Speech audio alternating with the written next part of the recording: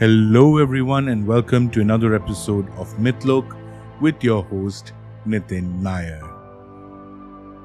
Before we begin our episode today, a small request to all of you watching this or listening to this. We have noticed that almost 90% of our viewers are not subscribed to the channel. Pressing that subscribe button is just half a second of work for you, but it goes a long way for the channel to convince the YouTube algorithm that this channel is good enough to be seen by a lot more people and help us in our journey to bring mythology to more and more people around the world.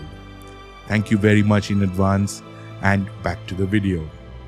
In our video today, we will be traveling all the way to the United States of America and looking at Native American mythology and Cherokee mythology in particular, and we explore the deity that is associated with the sun, Unelanuhi.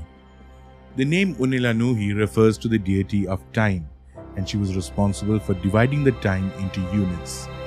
Her gaze to the sky is a reflection of seasons and the longing for departed nights. She is a healer who aids those who need help.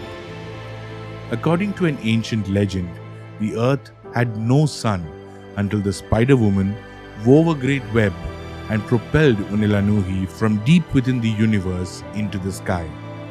She spends most of her time with a mysterious lover who tends to her without erasing her identity. She soon discovers that her brother is her lover, keeping a constant watch over her, and he continues to visit her every month, even as the moon bathes in the desert.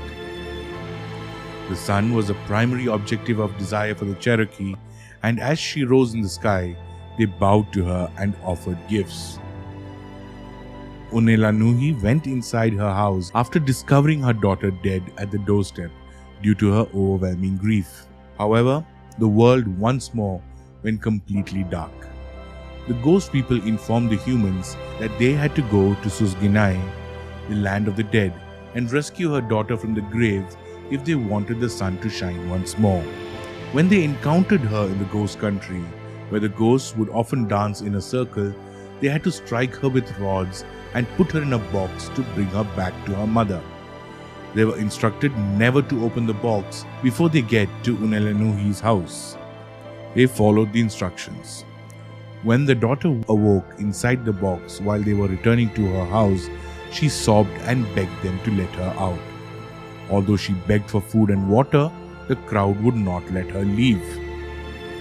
When she finally admitted to the people that she was suffocating inside the box, they lifted the lid to let her get some air out of fear that she would perish.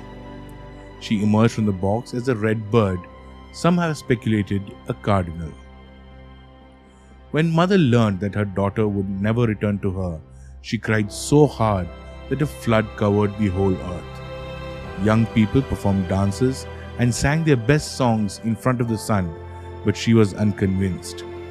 When a drummer finally changed the tune, Unelanuhi lifted her head in delight and forgot about her sorrow. Unelanuhi's name means apportioner, and her movement through the sky creates time. The origin of her name can be traced back to the Spider Woman who took her from the underworld after other animals failed at creating suns.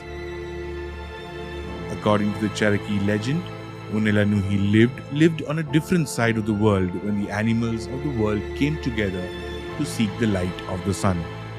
An opossum tried to bring it to this part of the world, but it burned its tail. A vulture also tried, but it got burnt as well. The Spider Woman spun a web that led her to Unelanuhi. After finding her, the Spider Woman tied her into a basket and brought her light to the world.